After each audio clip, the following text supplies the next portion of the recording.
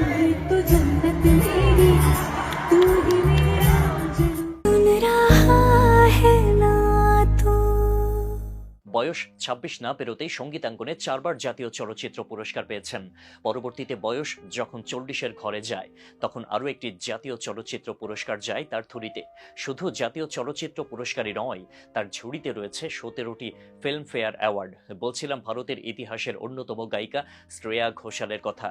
নিজের সুরেলা কণ্ঠের জন্য অসংখ্য অ্যাওয়ার্ড অর্জন করেছেন তিনি এতটাই জনপ্রিয় যে মাদাম তুসোদ জাদুঘরে সর্বপ্রথম তার মোমের মূর্তি স্থাপন করা হয়েছে।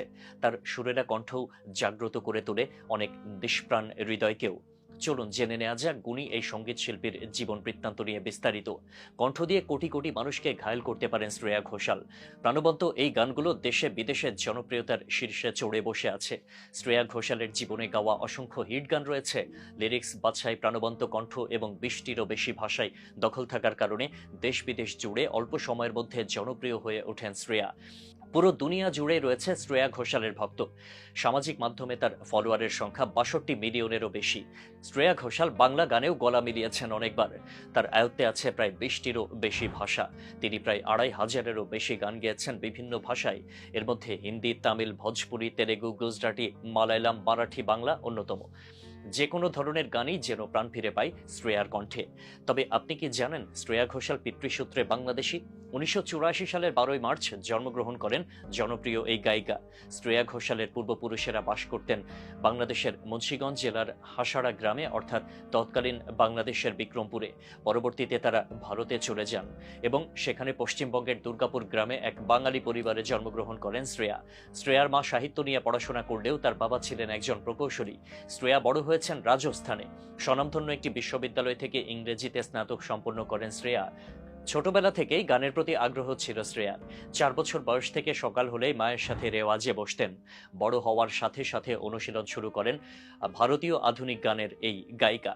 ৬ বছরের শ্রেয়ার গুরু ছিলেন মহেশ চন্দ্র শর্মা। তার কাছে নিয়মিত তালিম নিতেন তিনি। ৯ বছর বয়সে ভারতের একটি সঙ্গীত প্রতিযোগিতায় প্রথম হন শ্রেয়া।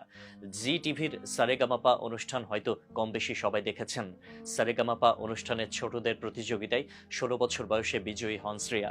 সোনু নিগমের পরিচালিত সেই অনুষ্ঠানের মাধ্যমে মোড় ঘুরে যায় শ্রেয়ার জীবনের। পরবর্তীতে একসাথে অনেক গান করেছেন শ্রেয়া ঘোষাল ও সোনু নিগম। সেই বছর বিচারকের আসনে ছিলেন কল্যাণজি।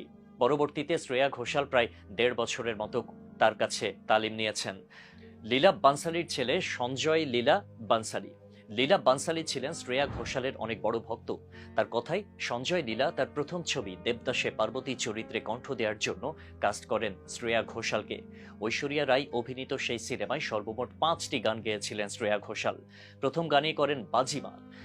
বাইরি পিয়া গানের জন্য তিনি একে একে অর্জন করেন জাতীয় পুরস্কার এবং ফিল্মফেয়ার অ্যাওয়ার্ড। এরপর থেকে একের পর এক সিনেমায় কাজ করে যাচ্ছেন শ্রেয়া। দেশে বিদেশে অর্জন করেছেন নানান অ্যাওয়ার্ড। যুক্তরাষ্ট্রের OIO নামক একটি সংস্থা ২০১০ সালের ২৬ জুনকে শ্রেয়া ঘোষাল দিবস হিসেবে ঘোষণা দেয়। তার ঝুড়িতে আছে জানা অজানা অনেক সম্মাননা। শুধু সম্মাননাই নয়, আয়ের দিক থেকেও ছাড়িয়ে গেছেন বলিউডের অনেক খ্যাতনামা তারকাকেও।